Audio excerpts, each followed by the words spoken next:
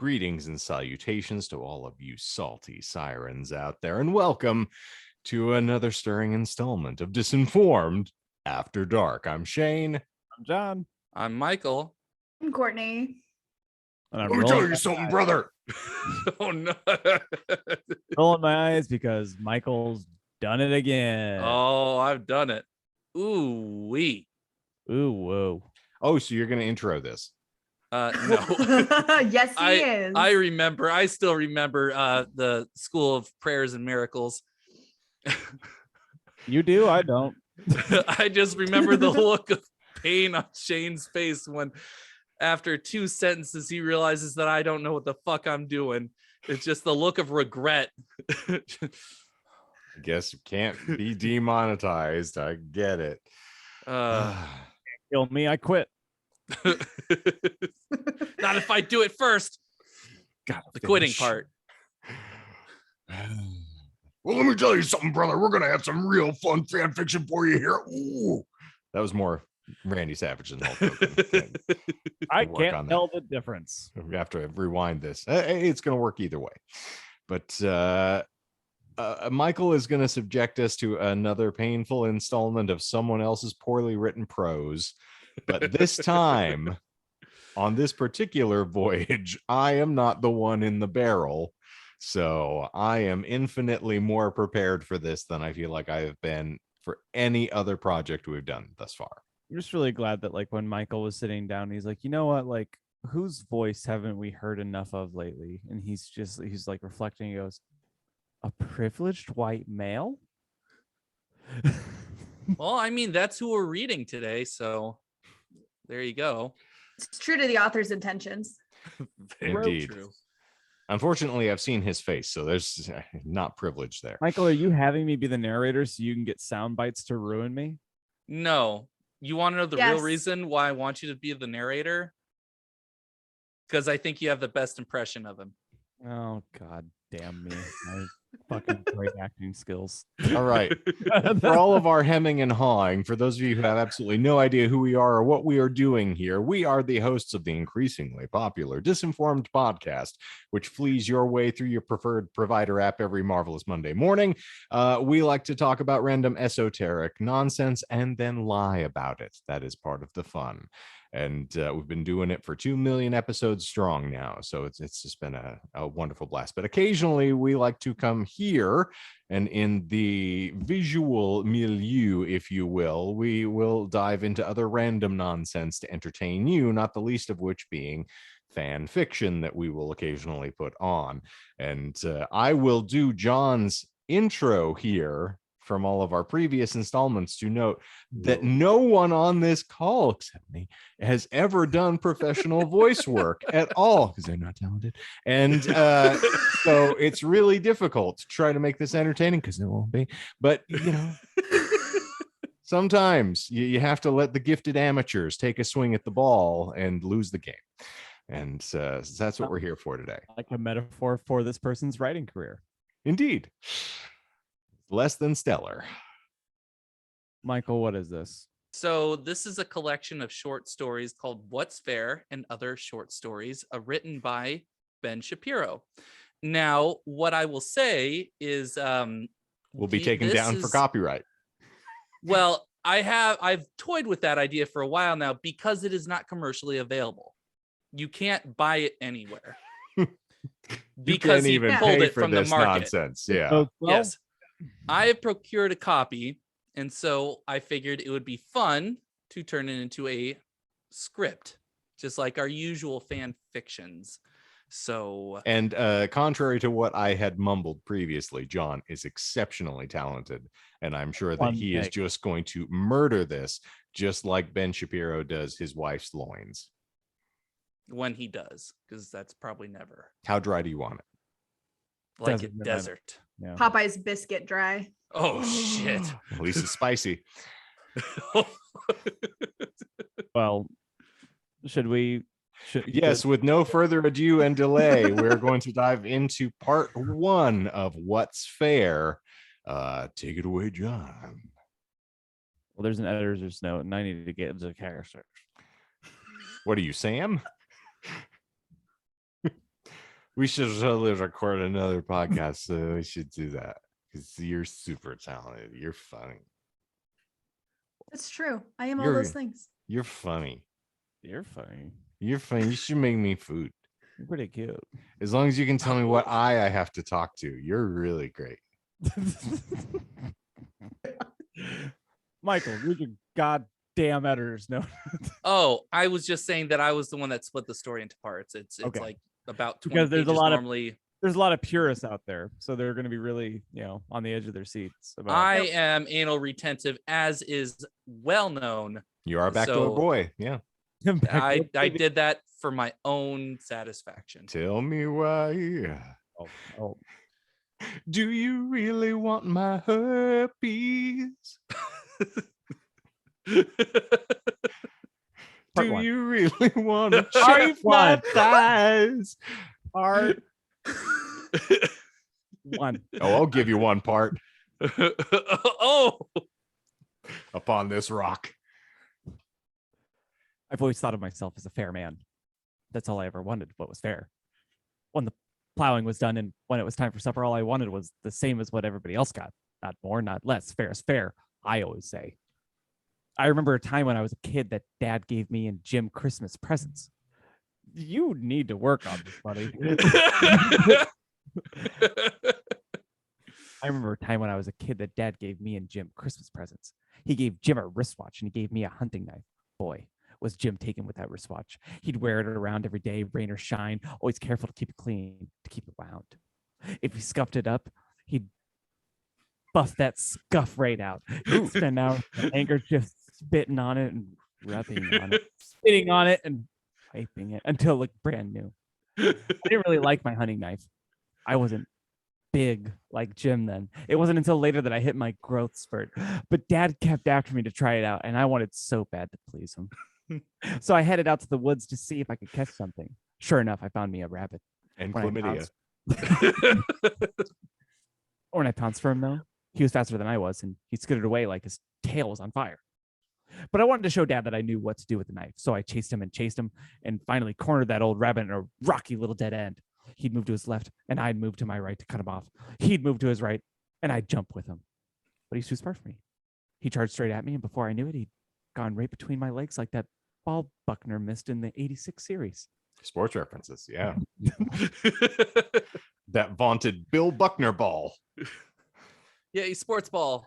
Well, I turned around and there was that rabbit sitting there staring at me like he was laughing. And I got so mad that I took that hunting knife and I threw it at him.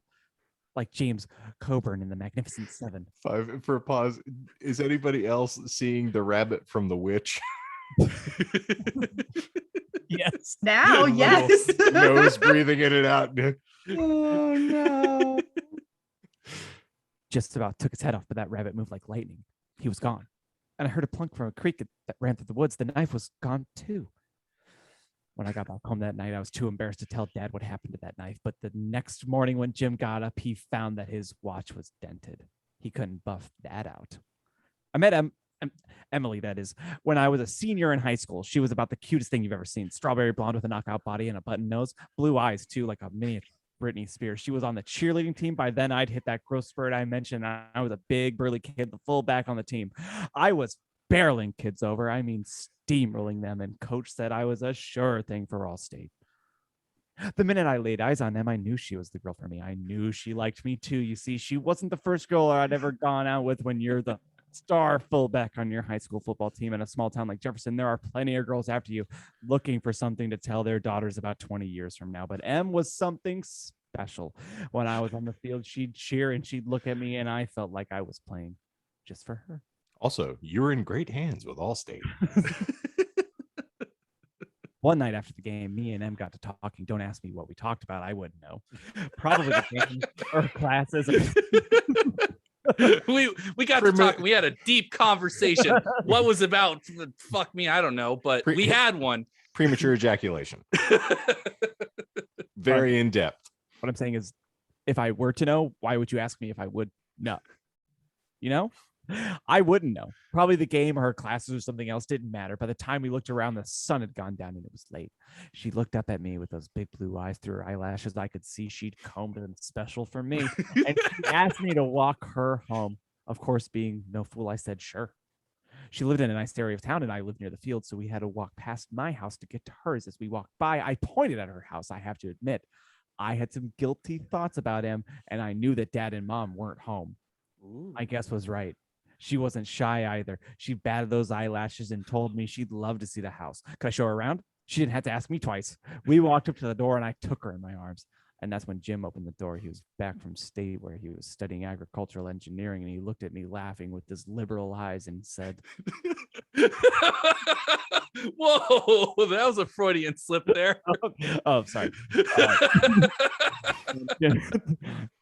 He was back from state where he was studying agricultural engineering. He looked at me laughing with his eyes and said, "Hey, brother, I'm home." When I turned back to introduce them, she was looking at him. They were married 6 months later. Oh, brother. I hate you. What you gonna do when Big Jim brings that cock on you? Are we just going to roll into part 2 just so that Courtney gets one line? No, that's fine. The casting is terrible. She clearly looks way more like Michael than me. I almost took that. I almost took took her voice. Oh, you'll take role, but then I was like, no, I don't need to do that again. Ebony was a one-time thing. Was it? Or a No. 4-time thing, you You know. flew too close to the sun. Yeah. I mean, if you're keen on going on, John, no one's stopping you. Take a look at this dumb shit. Can you take a deep breath and And this is not even like a quarter of what you felt during my Immortal. So, I mean, at least most of the words are spelt phonetically reasonably. yes, that's true. Let's just go. Let's just do part 2. Just Okay. We're just gonna barrel through this thing just like Jim through old M. How do you channel this fucking tip to toe piece of shit? Folksy. He wrote this very folksy for this one short story. So you can try and do a country Ben Shapiro. Do you have like a chip clip laying around anywhere? A clip chip? Want to plug the nose? No. Just put it on your balls. You'll channel him immediately, guaranteed. Part 2. The next summer, Dad died in an accident. Mom was walking around like a ghost, and the farm was going to ruin. Jim and Em, who were off living near state, came home to help take care of Mom and the farm. Dad had left him in charge since he was the firstborn. Jim and Em moved into the house with us. The farm was still workable, and Jim figured that he could save up enough money to buy some machinery. Jim took over the master bedroom with Em, and Mom moved into Jim's old room. I stay where I always have been. It was pretty terrible to be around the house, what with Mom haunting it. So I spent most of my extra time in the weight room at school, bulking up for next year. I didn't like to be near Mom. It made me feel depressed inside. I was a high school graduate and I was getting invited to all the best parties anyway. One night, Jim and Em asked if I could take care of Mom for a while so they could go out and grab dinner. I said, sure. I was downstairs watching TV when I saw the water dripping through the ceiling. It turned out that Mom was in the bathtub, her head under the water, not breathing. I'd learned some basic mouth to mouth, and I was really excited to make out with my mother. Another slip of the tongue. Literally. I'd learned some basic mouth to mouth, and I was.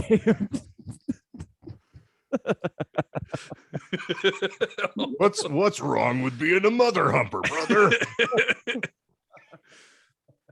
MILFs are MILFs for a reason.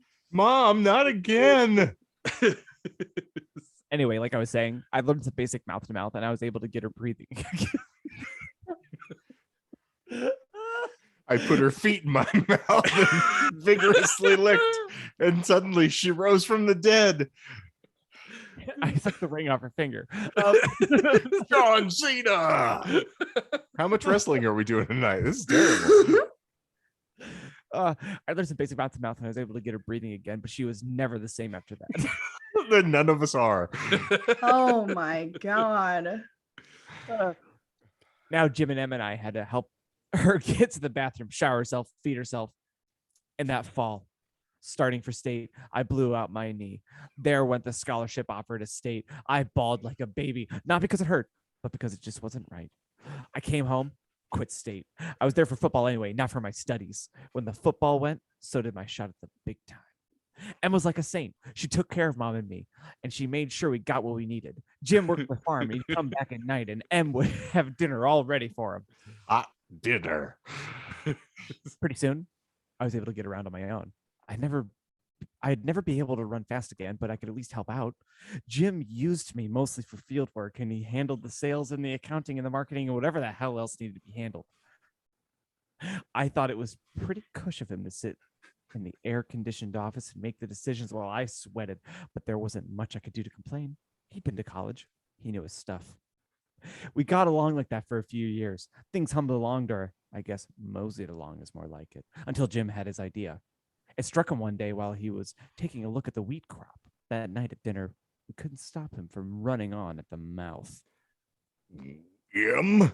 Tommy, you won't believe this, He said. Hold on, Jimmy. Said Em.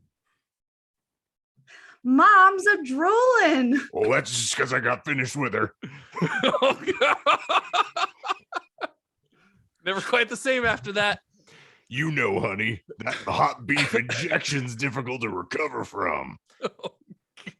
She wiped at Mom's mouth while Jim babbled onto her. He never was good at listening.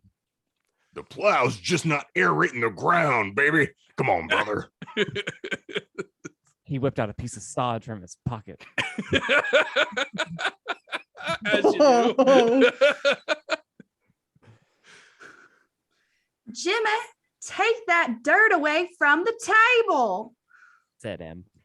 Look at how dense it is, brother. Look how there isn't any oxygen getting in there. I mean, what if there was a plow that was even finer at aerating the ground, brother? I mean, my God, we could feed the entire world with machinery like this, brother. Make grain as cheap as dirt. Just rips his shirt. He started diagramming charts at the table. My head was spinning and I wasn't paying attention. I don't think Em was either. She was wiping at Mom's mouth, and I have to admit, I couldn't take my eyes off of her. Em or Mom? Yeah, that's what I'm thinking now. Things were never the same for Tommy either. I love a good paralytic. Oh, Mom's ringing the bell. Tio. Hector. I'd never seen Jim so excited. He wasn't the excitable type, you understand. He got straight A's through school. He was always teaching that. Everybody knew he'd go to college and make a name for himself, and Jim knew it too.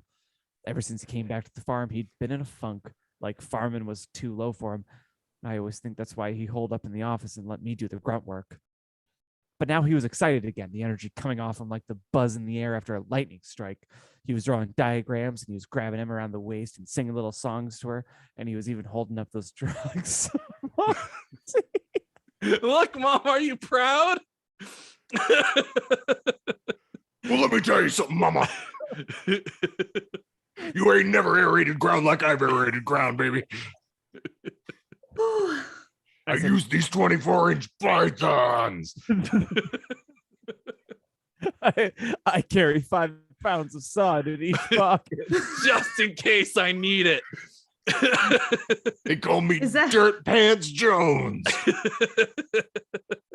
Or Big Jim for short. Is that some sod, or are you just happy to see me? Yes. And I plan to put seed in both. Oh, God.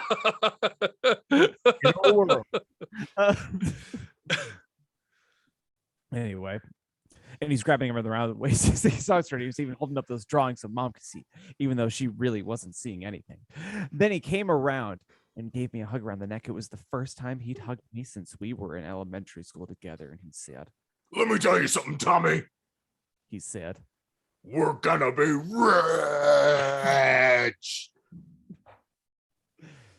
I'm glad we decided to. I mean, I hate it.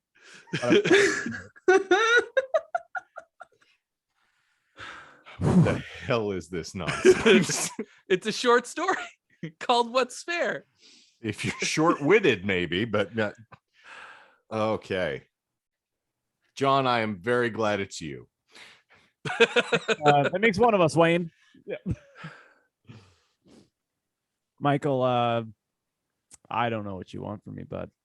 You did perfectly fine. I'm going to give you the George Lucas directorial coaching. I'm going to need this faster and more intense. Oh, I could do that. I can do more intense. Yeah. Oh, shoot. That's what I want. That's scary. Ah! Let me tell you something here, brother. Sorry, I was really in character for a second. Well, just Just because so you that- are a character doesn't mean that you're in character.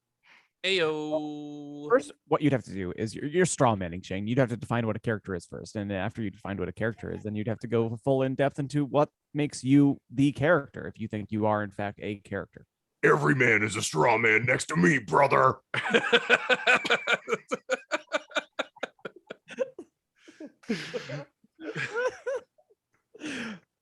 Yes.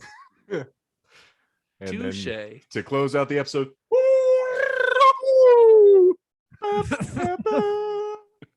John Cena. I'll see you fuckers in hell. Oh, well, thank you, friends, neighbors, and OnlyFans for being here. As always, it's a delightful time. And our sincerest apologies to Ben Shapiro for airing his obviously dirty laundry. People don't forget. Nope.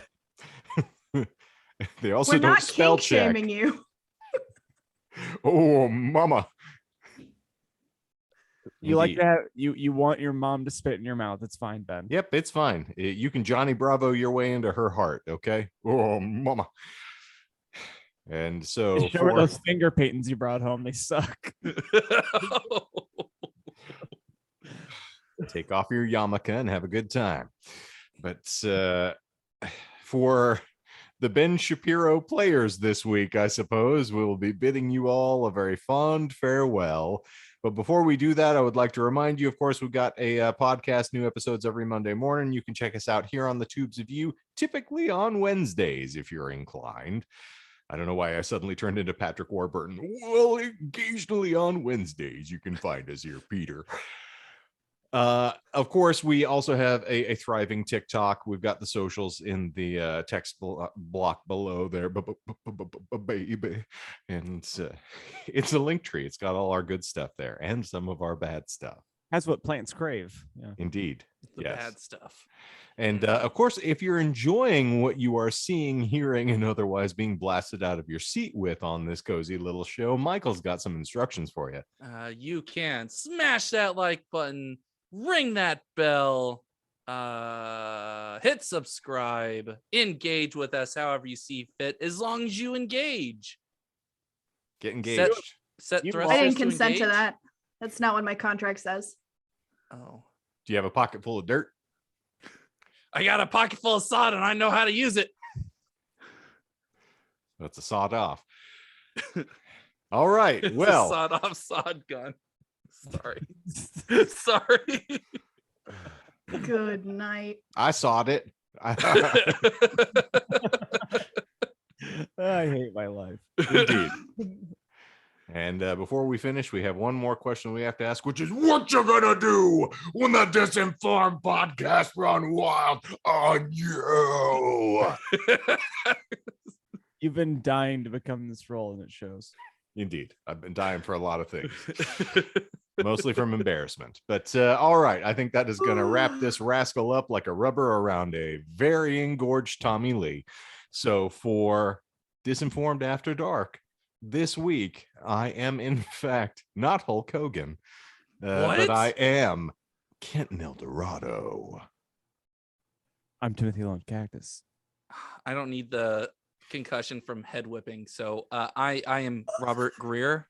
Thank you, Willow. And I'm Jean Grey Ghost. So what you gonna do? We're gonna go zippity zoop. We're out of here. I did